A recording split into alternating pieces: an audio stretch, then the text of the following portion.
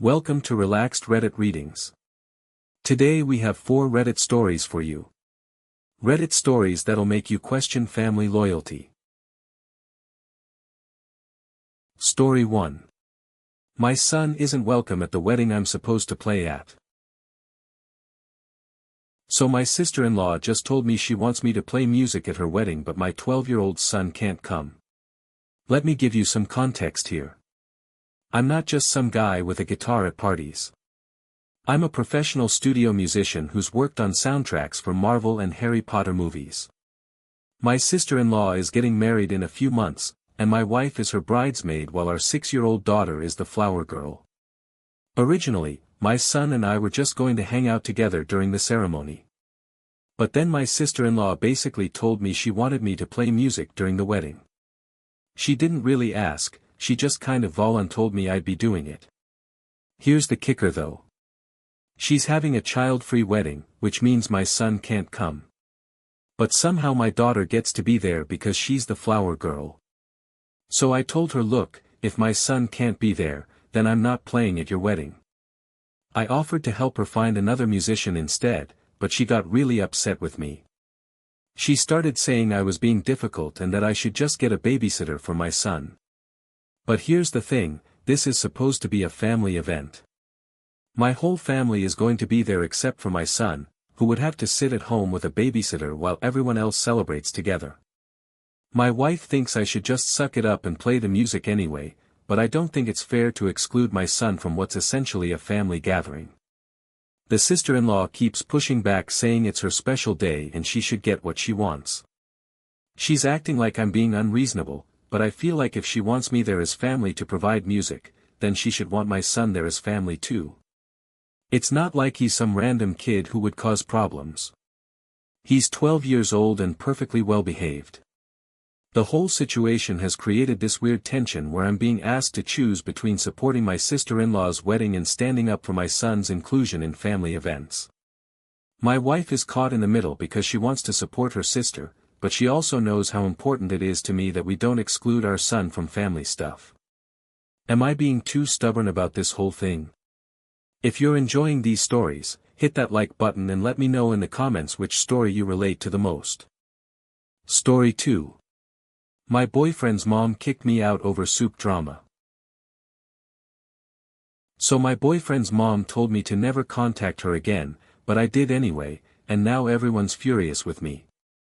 This whole mess started because I have autism and I struggle with certain foods.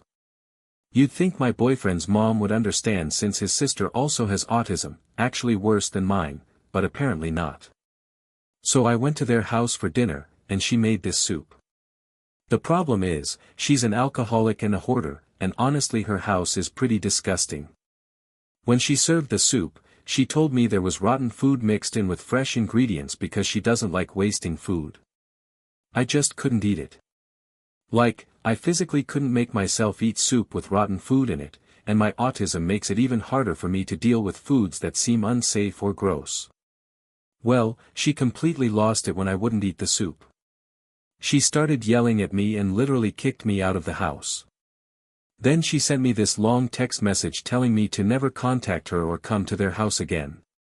She said I was disrespectful and ungrateful, and that I wasn't welcome in their family. My boyfriend was caught in the middle and didn't really stand up for me, which hurt a lot.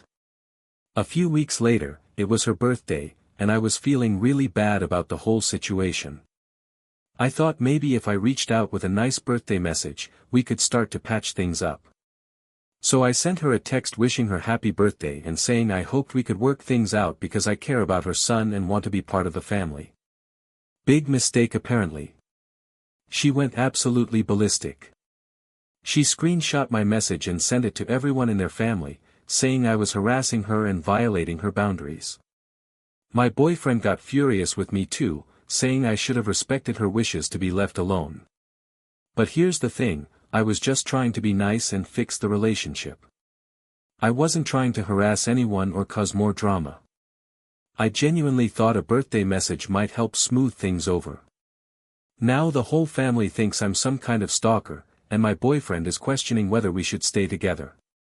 His mom is telling everyone I'm crazy and obsessive, and that I can't take no for an answer. Was I really wrong to send one birthday text after she told me not to contact her? Story 3. My husband fell for a car warranty scam and blamed me. So my husband just fell for one of those car warranty scams, and somehow I'm the bad guy for not being sympathetic enough about it. I'm 24 and my husband is 23. We've been together for almost 8 years and married for 1 year. This whole mess started when my husband texted me at work about something involving a car warranty.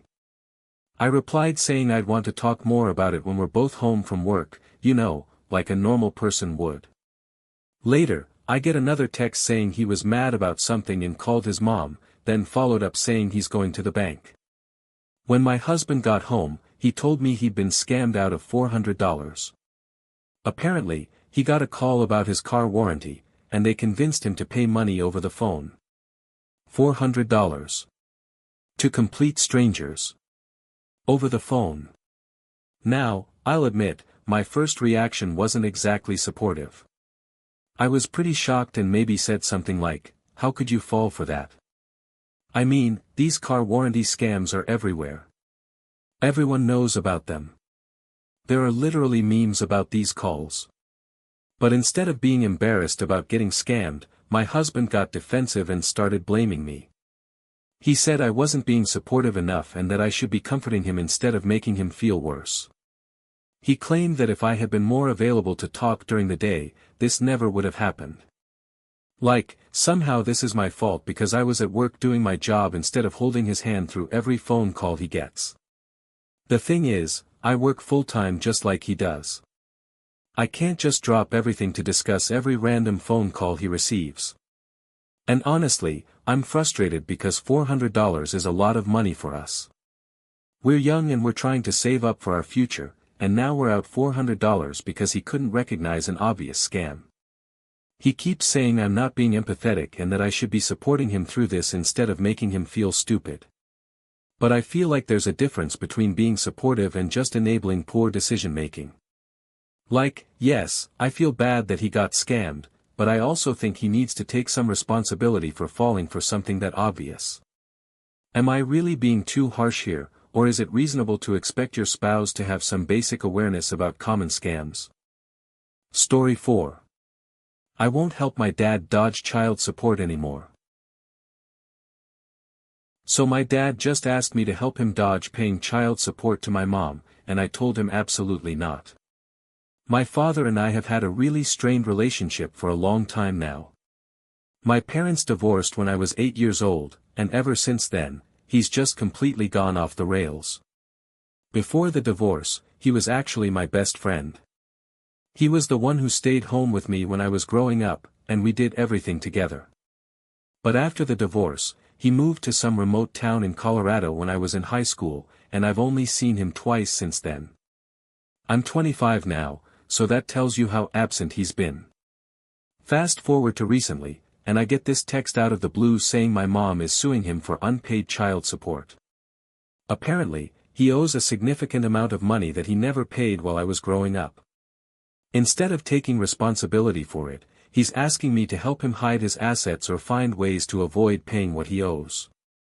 He wants me to lie about his financial situation or help him transfer money around so the court can't find it. The thing is, my mom struggled financially for years after the divorce. She worked multiple jobs to support me and make sure I had everything I needed. Meanwhile, my dad was off living his life in Colorado, barely maintaining any relationship with me and apparently not paying the support he was supposed to.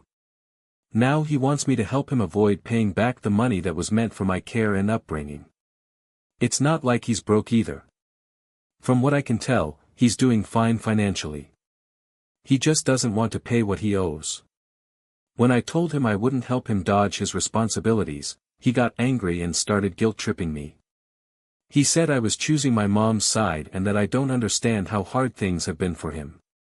But honestly, I don't see how I can help someone avoid paying for my own support, especially when my mom sacrificed so much to raise me on her own. He's trying to make this about loyalty and family, but to me, this is about basic responsibility and doing what's right. Should I really be helping my dad avoid paying money that was meant to help raise me? If you enjoyed these stories, drop a comment telling me which one was your favorite.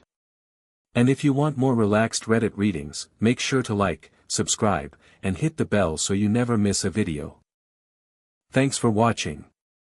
If you enjoyed these stories, like, comment and subscribe for more relaxed Reddit readings.